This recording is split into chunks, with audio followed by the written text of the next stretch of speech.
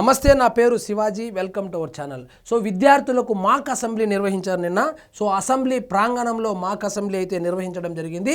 So ఈ కార్యక్రమానికి నారా చంద్రబాబు నాయుడు గారు, అదేవిధంగా స్పీకర్ గారు అయ్యన్న పాత్రులు గారు, మంత్రి నారా లోకేష్ గారు కూడా పాల్గొన్నారు. సో ఇది నిన్న చాలా ఆసక్తికరంగా సాగింది. సో ఈ మాక్ అసెంబ్లీ ఆ పిల్లవాళ్ళు మాట్లాడుతూ ఉంటే నిజంగా ముచ్చటేసింది. ఇది కదా అసెంబ్లీ అంటే, ఈ విధంగా కదా ప్రజల యొక్క సమస్యలను చర్చించుకోవాలి, ఈ విధంగా కదా ఒకరికొకరు గౌరవించుకోవాలి అని చెప్పి చాలా ముచ్చటేసింది. సో దీనికి సంబంధించి నిన్న సోషల్ మీడియాలో తెగ ట్రోల్ చేస్తూ ఉన్నారు జగన్మోహన్ రెడ్డి గారిని. ఏంటంటే వీళ్ళకి ఇచ్చేయండి ప్రతిపక్ష హోదా, జగన్మోహన్ రెడ్డి గారి కన్నా ఈ పిల్లోళ్ళే బాగా పనిచేస్తూ ఉన్నారు, బాగా మాట్లాడుతూ ఉన్నారు, వాళ్ళ హావభావాలు బాగున్నాయి, వాళ్ళకు కనీసం మాట్లాడాలనేటువంటి ఉద్దేశం అన్నా ఉంది. సో అసెంబ్లీకే నేను రానని కూర్చున్నటువంటి జగన్మోహన్ రెడ్డి గారి కన్నా ఈ పిల్లలే నయము, కాబట్టి ప్రతిపక్ష హోదా ఏదైనా అవకాశం ఉంటే ఇలాంటి వాళ్ళకి ఇస్తే బాగుంటుంది, కానీ జగన్మోహన్ రెడ్డి గారికి ఇస్తే ఏముంటుంది సో అని చెప్పి మీమ్స్ కూడా వేయడం జరిగింది.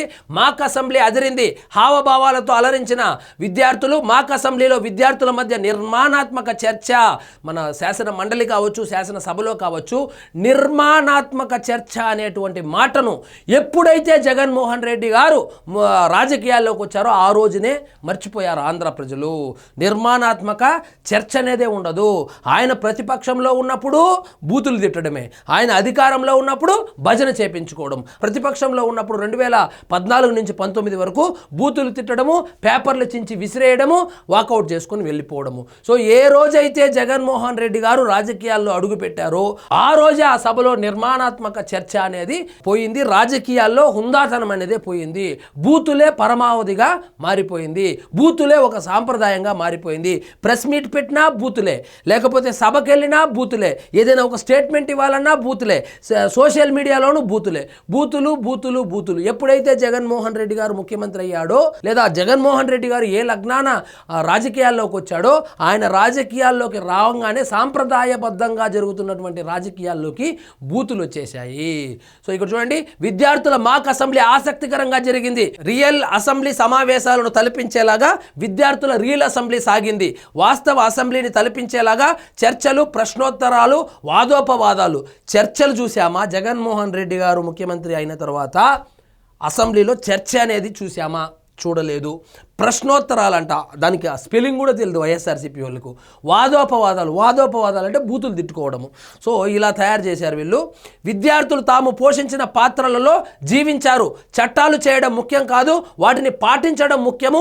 ప్రతిపక్షం లేవనెత్తే సమస్యలకు ప్రభుత్వం నిర్మాణాత్మక పరిష్కారం చూపింది. సో వాళ్ళ దగ్గరనే ప్రతిపక్షంగా ఒకరు, ఎమ్మెల్యేలుగా ఒకరు, వాళ్ళు రోల్స్ అయితే ప్లే చేయడం జరిగింది. ప్రతిపక్ష పార్టీలు లేవనెత్తినటువంటి ఆ ప్రశ్నలను మన అధికార పార్టీ ఏదైతే ఉందో, అధికార పార్టీకి సంబంధించినటువంటి ప్రజాప్రతినిధులు ఎవరైతే ఉన్నారో వాళ్ళు నిర్మాణాత్మక పరిష్కారం చూపించే విధంగా మాట్లాడడం జరిగింది. ఇదే ఆరోగ్యకరమైన ప్రజాస్వామ్యానికి నిదర్శనమని విద్యార్థుల మాక్ అసెంబ్లీ అభిప్రాయపడింది. ఆరోగ్యకరమైనటువంటి అసెంబ్లీ, ఆరోగ్యకరమైనటువంటి రాజకీయాలు. జగన్మోహన్ రెడ్డి గారు ఎప్పుడైతే రాజకీయాల్లోకి వచ్చారో అప్పటి నుంచి అనారోగ్యకరమైనటువంటి వాదనలు కావచ్చు, అనారోగ్యకరమైనటువంటి ప్రజాస్వామ్యానికి నిదర్శనం అయిపోయింది. చూడండి, మాక్ అసెంబ్లీ ఆద్యంతం ఆసక్తికరంగా సాగింది. అసలు ఒకప్పుడు అసెంబ్లీలో చర్చ జరుగుతూ ఉంటే ప్రజలు టీవీలకు అతుక్కుపోయేవాళ్ళు. జగన్మోహన్ రెడ్డి గారు రాజకీయాల్లోకి వచ్చిన తర్వాత అసెంబ్లీ జరుగుతూ ఉంటే ఎవరైనా చిన్నపిల్లలు ఇంట్లో వాళ్ళు చూస్తూ ఉంటే టీవీ కట్టేసేటువంటి పరిస్థితి వచ్చింది.